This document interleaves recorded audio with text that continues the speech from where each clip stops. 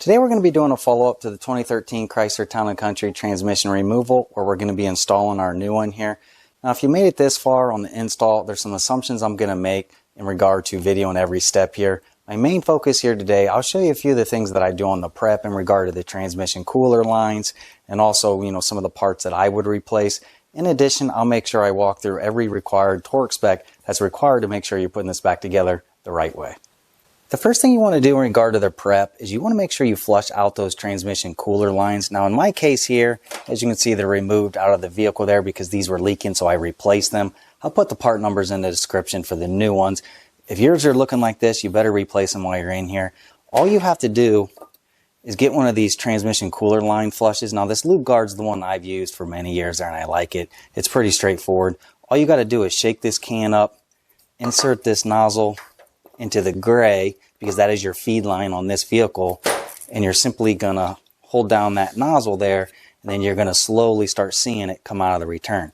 Obviously you want to make sure you have some type of collection here to collect all that old material, but you'll watch as you're doing that, you'll keep holding this down and it'll continually keep pumping transmission fluid out. Then eventually you'll get this solution to come out of there.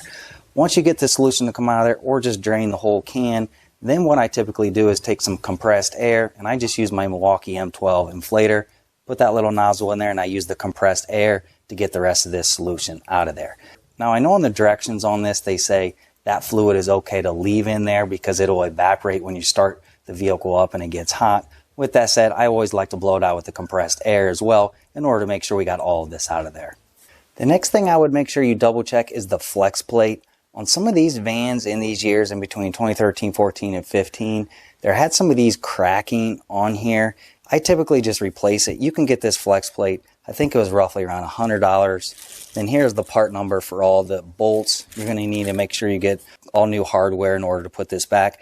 And there is a spacer on there as well, so just make sure you put the spacer on there, use all the new hardware, then you're going to put that on there and you're going to torque that to 70 foot-pounds. Then on the torque converter side, what I did in this case here is this transmission I have was a used one, and it's roughly around 80,000 miles. With that said, while I have it open, the torque converters are usually a problem on these vans. I'm going to go ahead and replace it. I got the Mopar Reman torque converter I already installed over there. Just make sure you fully seat that in there. Rotate around till you feel it fully seat back there. In addition, when you get the Reman, you're also going to get new torque converter bolts as well. So that's what we have for our new one. With that said, you can wild card it for the used torque converter, but honestly, when you're in here for another $300 or so, I usually like to replace it as well while I'm in here. With that said, if you get a Reman transmission or rebuilt transmission, you will get your torque converter replaced as well. So just keep that in mind. If you're getting a salvage transmission, you might want to also think about replacing the torque converter. All right, so with the vehicle raised up, we'll go ahead and we'll slide our transmission in place.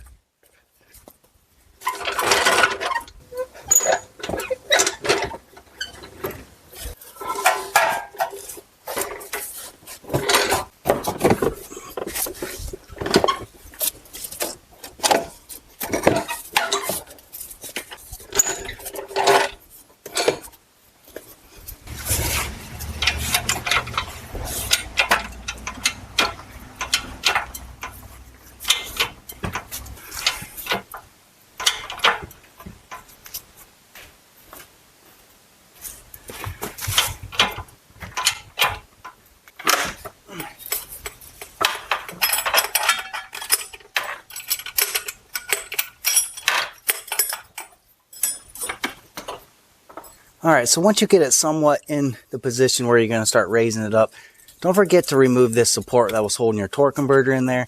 And also, you also want to make sure you put some grease on this hub right here.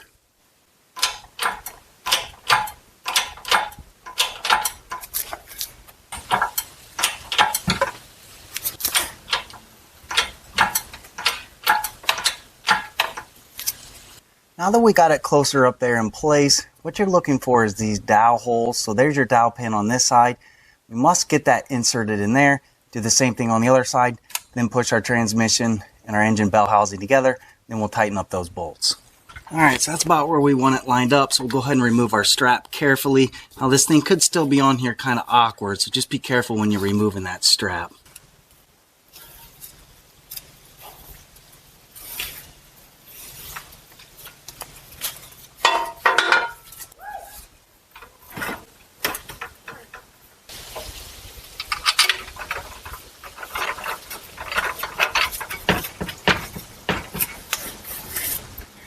Alright, so once I get that dowel in on this side, I'll just thread that in there just to kind of hold it in place. Then we'll do the same thing on the back.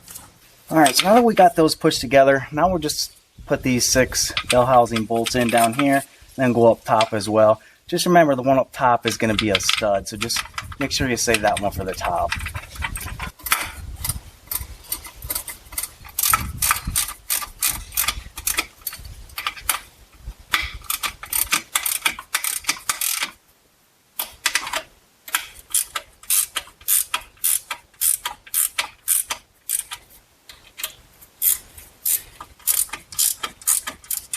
Then up top here, the 2 Bellhousing bolts are one right here, and then you're going to have the one with the stud back there. And then we're going to tighten all of the Bellhousing bolts to 52 foot-pounds.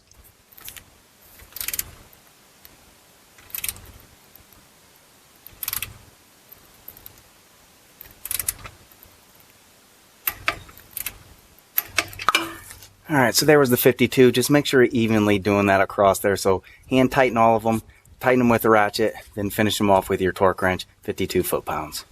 Next thing we're going to do here is we're going to raise the transmission just slightly because we are off just a little bit up there. And we're going to raise it until we get it lined up to those holes on that mount. Then we're going to tighten the through bolt and all the other bolts as well. And then we'll tighten up the other one up top so that we can get this removed out of here. And you're not probably going to be able to get a torque wrench up in there because it is a tight fit. So just make sure you snug them up. Then go ahead and reinstall this transmission mount up here. And you have the 2 bolts here and the 2 down here. And you're going to look down there and you're going to see our transmission is off. So you're going to need a jack and just gently jack it up on the pan. Just make sure you have your board across the entire pan. Then gently raise it up and then it should slide in there. Then we'll tighten those last 2 bolts. Then after you get it positioned where you want, then go ahead and reinstall these 2 bolts up top here.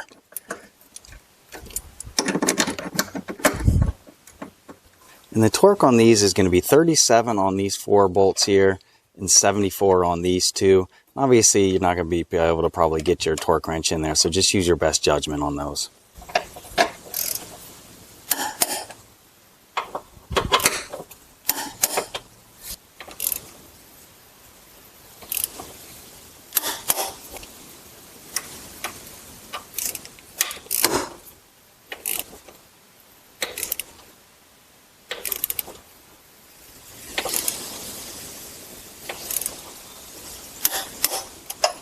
Now we're ready to install the torque converter bolts to the flex plate here.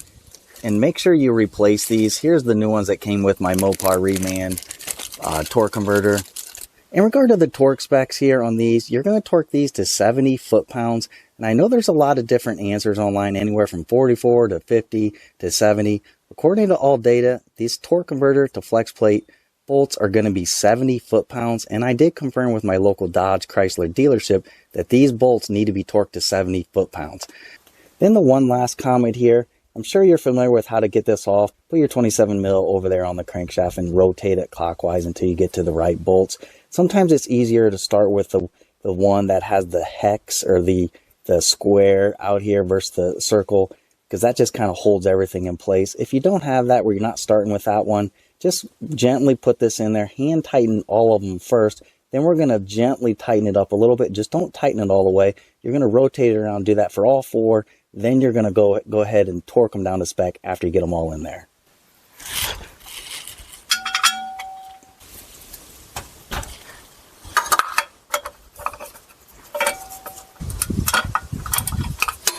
Okay, so once we get that one somewhat snugged up on there, then we're going to go ahead and rotate the crankshaft here.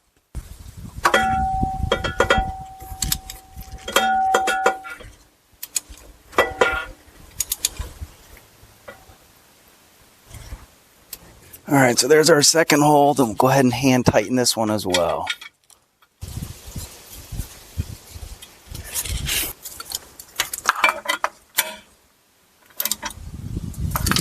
Then repeat that same process for the other 2 bolts.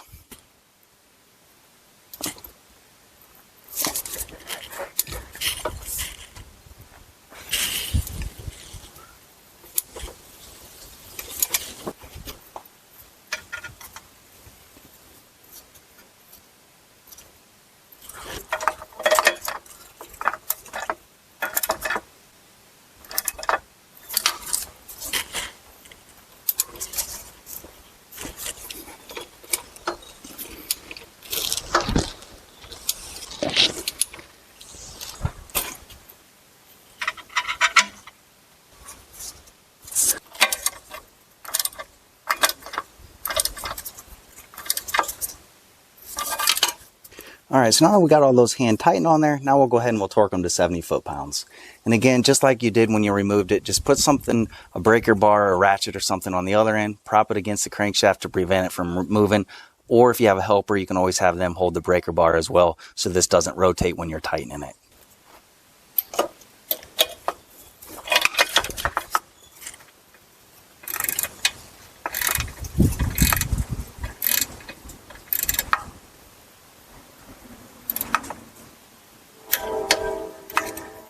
Alright, so there was our 70 foot-pounds. So just do that for all 4 of the bolts there. Then reinstall this dust cover and our dust boots. Then you're done with the torque converter.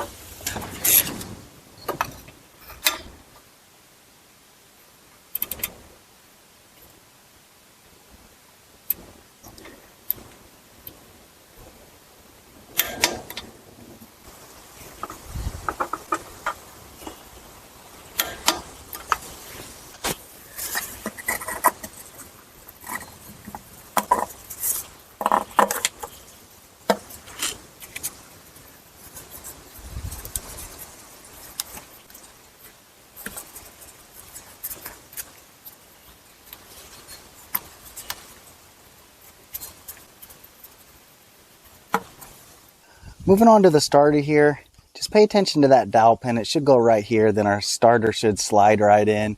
And then we're going to torque these bolts to 35 foot-pounds. And if you did disconnect the positive here, like I did on mine, make sure you reconnect that with this nut as well.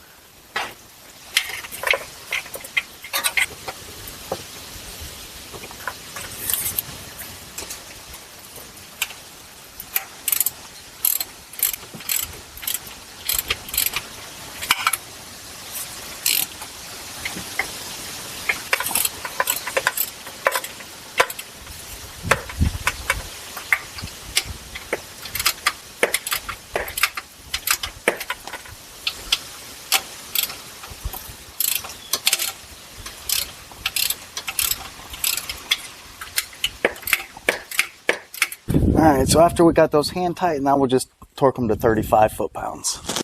Then we'll reconnect this wiring here.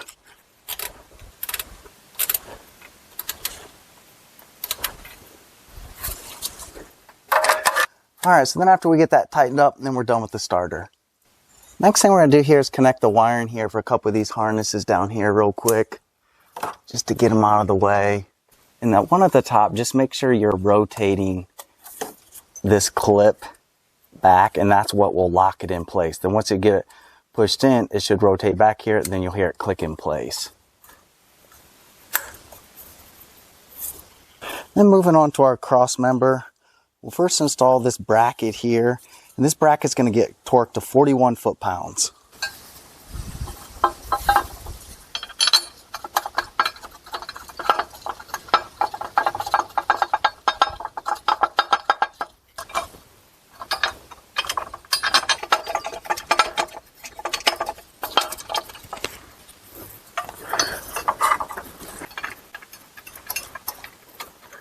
Alright, so first hand thread them all in like that, and then we'll snug them up.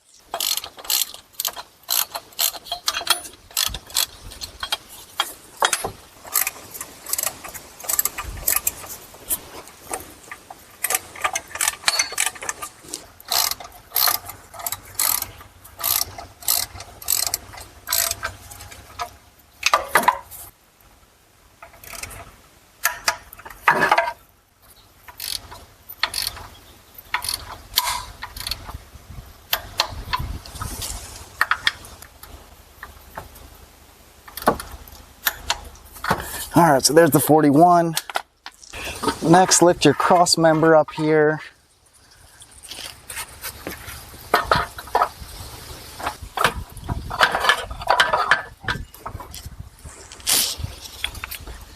Then you're going to take your bolts and just hand start them just to hold it up here.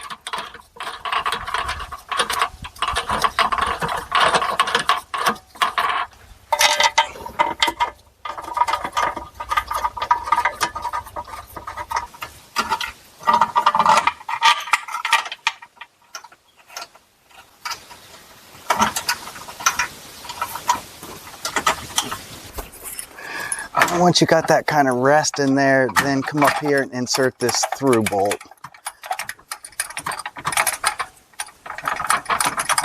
Then the torque on these, the through bolt here is going to be 44, this one here is going to be 83, and all those down there are going to be 41.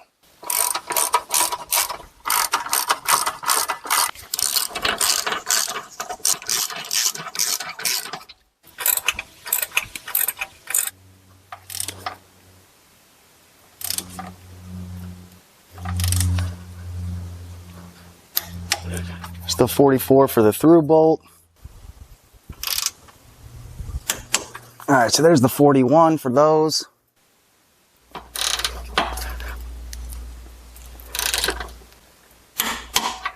Then the 83 for this bolt. Now I'm ready to insert the half shafts on both the driver and the passenger side, but before we do that, make sure on the driver's side you come in here and you reconnect these two plugs.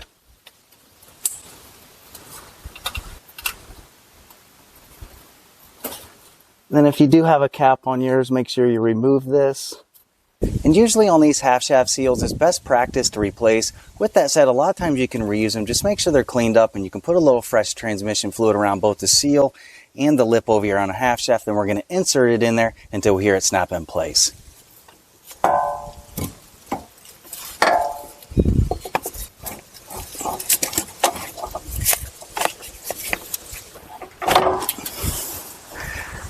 All right, so there we just felt it snap in place, and come back over here and thread it through our wheel bearing.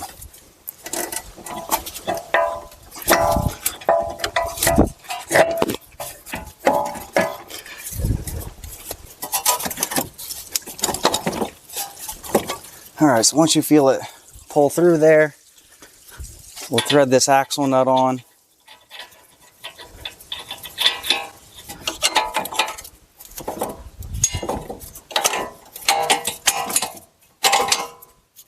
Insert our strut bolts.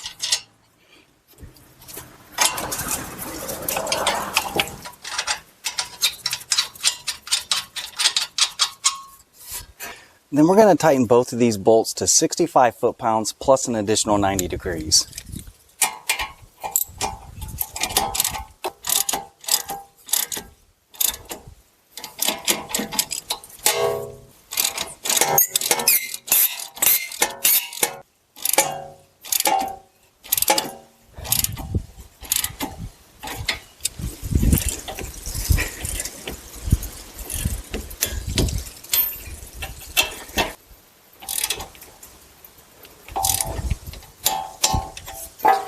Alright, so there was a 65, and then we'll do an additional 90 degrees. And you don't have to get crazy with this, just do the best you can.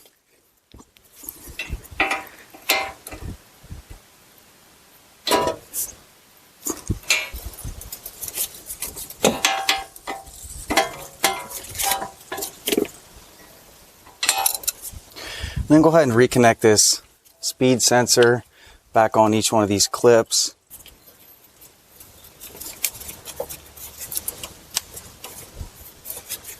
Reinstall your rotor. Then remove the brake hanger and reinstall the caliper bracket assembly here.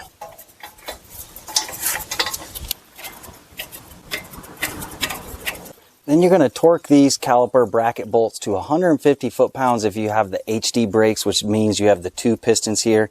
If you have the single piston here, you're going to do 125 foot-pounds.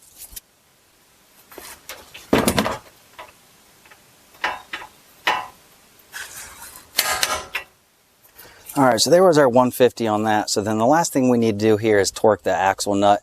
What Chrysler wants you to do is put this at 100 foot-pounds, lower the vehicle on the ground, then use the brakes to hold the rotor, then torque it to 120 foot-pounds. What I'm going to do is just insert a screwdriver over here to hold this from moving, and I'm going to torque mine to 120.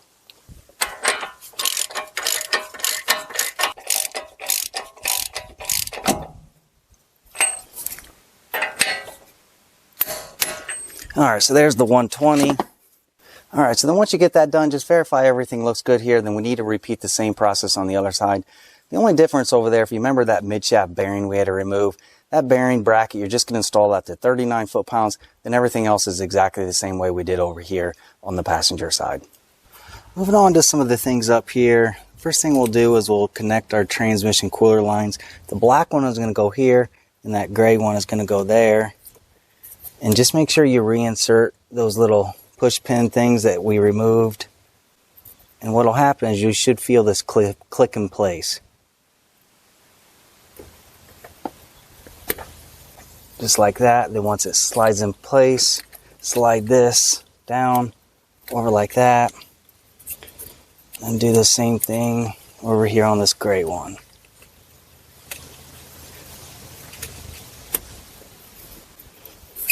And when it clicks in place, then snap that down, then the cooler lines are installed. Then we'll attach this shift bracket. So this piece, again, just gets set down in there, then that clip goes on the top, and thread this piece down in over here, the same way you removed it. So that'll slide up like that, then push this bracket carefully down on the shift mechanism here, and it'll snap in place. And take this thing here and set this in place as well.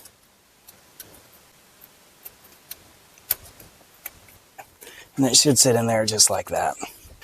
Next, we'll install the bracket. So on this, you're just going to take the two studs and you're first going to tighten these two bolts into the transmission bell housing. Then on the bottom one here, you're going to have this bracket that goes here. Then on this one here, you're going to have this negative wire here that's going to get connected on this one.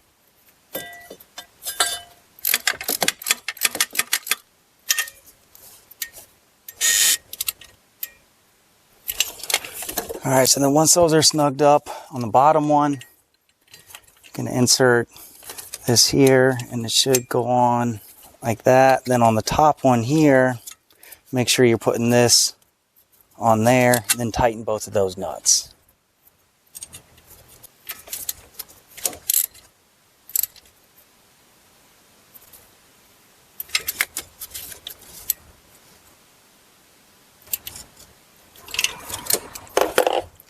Then we can take our vacuum pump, set it in place, and it's going to have these, so then you just need to make sure you thread those underneath.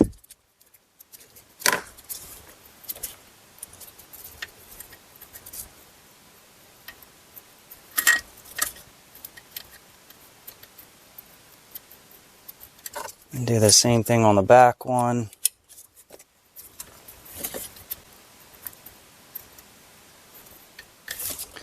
Then snug both of those bolts up as well.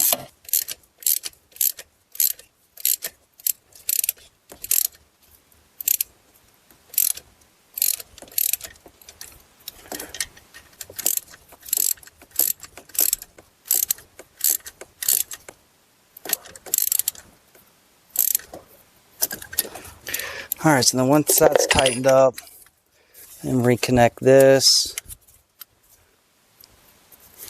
I believe it just sits right here, like that. Alright, so after we get that tightened up, just verify everything else looks good down here and you didn't miss any wires. The rest of this is pretty straightforward as far as the battery tray. I'm sure if you've made it this far, you're more than capable of doing that. A few other things to make sure you don't forget. Don't forget to fill this transmission up. It's going to be around that 5 quarts. I do a separate video on service in one of these 6.2 TE transmissions, and I show you how to check the fluid. So it's probably a good idea after you get all this done, it's up to operating temperature to also check the fluid. Alright, so now that we got the battery tray and the battery installed there and everything looks good here, we have all our fluids topped off. The last thing we need to do here is we need to do a quick learn on the transmission. If you're not familiar with what this process is, anytime when you're messing around with that transmission, and for sure in our case here today, because we replaced the transmission and the torque converter, you need to do the Quicklearn. And to do that, you need one of these scanners. This is just the Autel one I have right here. Autel makes a couple different versions of this scanner there, various different price points that'll do it. In addition, I've saw some of the Snap-ons out there will also do it. Those are a lot more expensive, around $10,000, $12,000 for those scanners. I think when I bought this one about 5 years ago, it was around $1,200 or $1,300. I've seen this one for roughly around $800 recently on Amazon. I'll put some links in the description to where you can get this. But if you don't want to buy one of these scanners or you don't have one, you can also go to your dealer and they'll do this service. It'll only take a couple minutes, and I think it's around $100 or so they'll charge. But you want to make sure you do this to make sure you reset this back to the factory settings on the transmission so you can properly break this in for the shift points when you're driving it. With that said, I've also saw other times when something as simple as replacing the battery over here that it also messes up the shift points, where sometimes Chrysler recommends to do this same process for that. So just keep that in mind. So we'll go ahead and I'll show you how to do it with this Autel version here. Alright, so we'll go to diagnostics, control unit, powertrain. It's going to be under ECM. We'll do special function. We'll have Quicklearn. Say OK. It's going to tell us we need to first apply the emergency brake. Then you're going to press the brake pedal. Then we'll hit OK. It says move the shift lever to overdrive. Move it to neutral.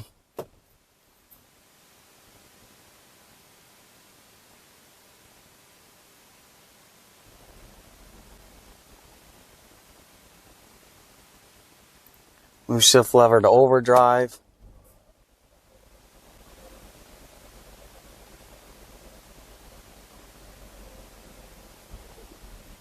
It says complete, move it to park.